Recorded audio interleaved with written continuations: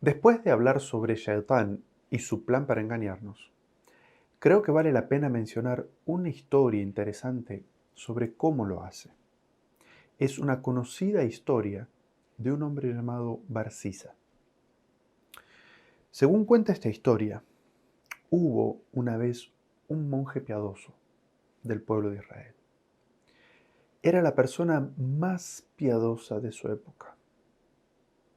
Había 3 hermanos que tenían una hermana joven y bella.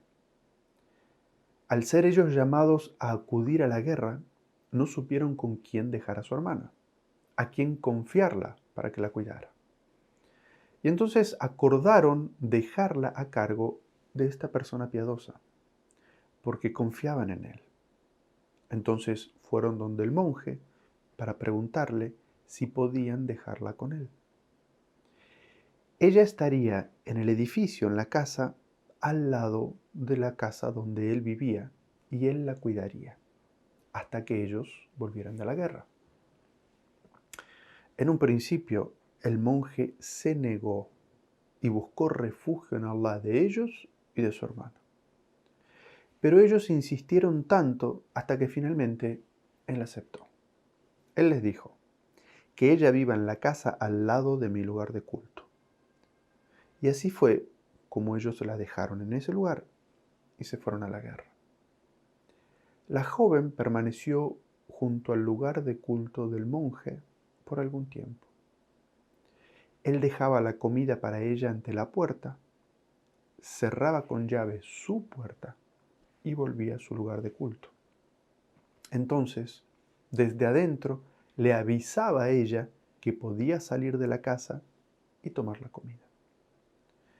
Entonces, Shaitán se le acercó al monje de manera imperceptible, animándolo a que tratara más amablemente a la mujer. Le dijo que no era bueno dejar que la mujer saliese de su casa durante el día, porque algún hombre sin principios podría descubrir que ella estaba sola, que sería mejor que él mismo llevase la comida hasta su puerta, porque sería una obra piadosa en su favor. Así fue que el monje comenzó a llevar la comida hasta su puerta, pero sin hablarle. Entonces Shaitan vino nuevamente al monje y lo animó a hacer buenas obras y conseguir más bendiciones. Le dijo, si llevaras la comida hasta dentro de su casa, conseguirías aún mayor recompensa a Allah. Y Shaitán continuó animándolo durante algún tiempo hasta que el monje comenzó a llevar la comida hasta dentro de la casa. Y continuó así durante algún tiempo. Entonces Shaitán vino nuevamente y lo animó a que hiciese el bien. Le dijo, si hablaras con ella, aliviarías su miedo, su angustia, su soledad. Así fue que el piadoso monje comenzó a hablar con ella desde su lugar de culto. Pero una vez más, Shaitán vino de nuevo y le dijo, si tú te paras en la puerta de su casa y ella en la puerta de su casa, mientras hablan, obviamente será más reconfortable para ella. Y Shaitán continuó animándolo hasta que el monje accedió a sentarse en la puerta para hablar con ella. La muchacha salía de su casa y se sentaba delante de su puerta y hablaban durante algún tiempo. Entonces Shaitán vino nuevamente y lo animó a que se esforzara todavía más en conseguir recompensa de Allah por tratarla amablemente. Le dijo, si salieras de tu lugar de culto y te sentaras cerca de su puerta, sería todavía más reconfortante para ella. Y Shaitán continuó exhortándolo hasta que finalmente el monje accedió. Entonces Iblis fue a la carga de nuevo. Esta vez le dijo, si entras a su casa y hablas con ella, y no haces que ella tenga que salir de su casa, será incluso mejor para ti. Y continuó exhortándolo hasta que finalmente el monje entró en la casa de la joven y pasaba el día entero hablando con ella. Pero cuando llegaba la noche, el monje volvía a su lugar de culto. Entonces Iblis vino una vez más y comenzó a susurrarle sobre la belleza de la joven y a tentarlo, hasta que finalmente el monje tocó la pierna de la joven y la besó. Pero Iblis continuó susurrándola hasta que finalmente pasó lo que tenía que pasar. Tuvieron relaciones y la joven quedó embarazada y dio a luz a un niño. Entonces Iblis le dijo al monje: ¿no comprendes lo que los hermanos de la joven harán contigo cuando vean que ha dado a luz a un hijo tuyo? ¿No saben si ellos expondrán a la luz tu acción? Debes tomar al niño, matarlo y enterrarlo, para ocultar así tu error, ya que ella no le va a contar nada a sus hermanos por temor a que sepan lo que ella ha hecho. Finalmente el monje accedió. Y cuando asesinó al niño, Iblis le dijo: ¿acaso piensas que ella va a ocultar a sus hermanos lo que hiciste con ella y que mataste a su hijo? Debes matarla a ella y enterrarla junto a su hijo. Y continuó incitándolo hasta que finalmente el monje cayó, la mató y la enterró junto a su hijo y colocó sobre su tumba una piedra enorme. Entonces volvió a su lugar de culto y se dedicó a la oración. Y esto quedó así durante un tiempo, hasta que los hermanos volvieron de la guerra. Y cuando ellos volvieron fueron donde el monje a buscar a su hermana. Pero el monje comenzó a llorar y a lamentar su pérdida y a pedir misericordia por ello. Y les dijo: ella era la mejor de las mujeres, una mujer piadosa. Esa es su tumba. Los hermanos fueron a la tumba y comenzaron a llorar a su hermana, pidiendo a Allah que tuviera misericordia de ella. Y estaban seguros de que ella había muerto siendo una buena mujer. Después de llorarlo durante algunos días, volvieron a sus casas. Pero esa noche, Shaitán se presentó en sueños con la apariencia de un viajero. Y comenzó con el hermano mayor y le dijo que todo lo que el monje les había dicho era falso. Shaitán les dijo: lo que dijo el monje no es la verdad. Lo que pasó es que ella quedó embarazada de él, tuvo un hijo, pero luego el monje los mató a ambos y los enterró por temor a lo que ustedes le harían a él.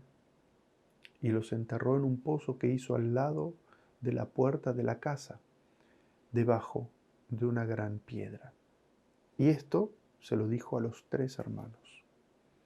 Cuando los hermanos despertaron, estaban sorprendidos de lo que habían visto en sueños. Y cuando se encontraron dijeron: tuve un sueño aterrador, una pesadilla anoche. Y se contaron mutuamente lo que habían visto. El hermano mayor dijo: este sueño es una pesadilla, vamos a ignorarlo. Pero el hermano más joven dijo: no lo dejaré pasar. Iré a ese lugar donde dijo el sueño para investigar. Así que fueron hasta el lugar, junto a la puerta de la casa, comenzaron a cavar, corrieron esa piedra grande y al excavar encontraron el cuerpo de su hermana y de su pequeño hijo, tal como habían escuchado en el sueño. Cuando confrontaron al monje, el monje confesó y reconoció lo que Iblis les había dicho a ellos. Y entonces se entregó para ser ajusticiado. Cuando lo ataron a un madero para ejecutarlo, Shaitán se apareció ante él y le dijo: ahora sabes que fui yo quien te tentó con la joven para que ella quedara embarazada y luego la matases a ella y a su hijo. Si me obedeces ahora y rechazas a Allah, tu creador, yo te puedo rescatar de esta dificultad.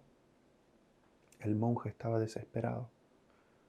Y entonces le hizo caso a Shaitán, rechazó a Allah, negó la existencia de Allah y le pidió a Shaitán que lo salvara. Y en ese momento, cuando postraba su cabeza, fue ejecutado. ¿Qué lecciones podemos extraer de esta historia? cuál es el elemento principal que falta en la historia que hubiera marcado la diferencia? Bueno, en primer lugar podemos decir que Allah nos creó y Él sabe cómo somos.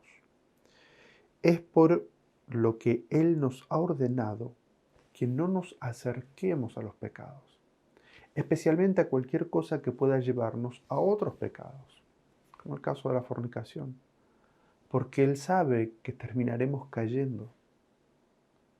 Un pecado lleva a otro, y ese lleva a otro, y así sucesivamente. La única forma de romper esta cadena es arrepentirse.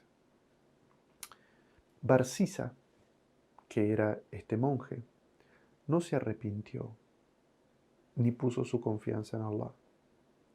Una de las principales trampas de Shaitán es susurrar y presentarse a sí mismo en tus propios pensamientos internos como un consejero.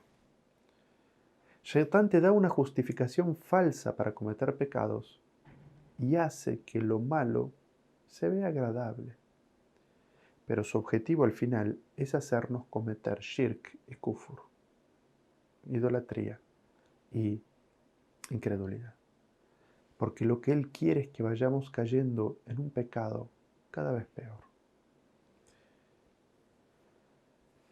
Pero incluso si caemos en un pecado grave, siempre debemos recordar lo que nuestro Señor misericordioso nos ha dicho en el Sagrado Corán. Allah dice: oh siervos míos que están sumidos en el pecado más grave, no desesperen de la misericordia de Allah. Allah tiene poder para perdonar todos los pecados. Él es el perdonador, el misericordioso.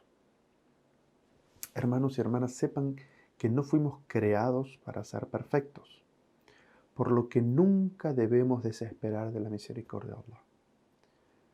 Allah también dice en el Sagrado Corán: solo desesperan de la misericordia de su Señor los que se extravían.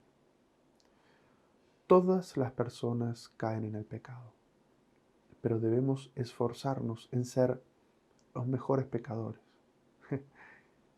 ¿Los mejores pecadores? ¿Qué significa esto? Bueno, el profeta sallallahu alaihi wasallam explicó en un hadith. Dice: todos los hijos de Adán son pecadores, pero los mejores de entre los pecadores son los que se arrepienten con frecuencia. El arrepentimiento es el acto de sentir remordimiento por tus faltas, volver a Allah, pedir perdón por los errores que has cometido. El arrepentimiento, at-tauba, es un acto de adoración. Y como mencionamos en clases anteriores, cada acto de adoración debe ser sincero y de corazón, y debe realizarse de acuerdo a las enseñanzas del profeta Muhammad sallallahu alaihi wasallam. Entonces, ¿cómo nos arrepentimos de acuerdo a las enseñanzas del profeta sallallahu alaihi wasallam? Bueno, el arrepentimiento tiene 4 condiciones principales. La primera es detener el pecado de inmediato. La segunda es sentir remordimiento y arrepentimiento en el corazón por lo que hicimos. La tercera es la firme resolución de no volver a hacerlo en el futuro.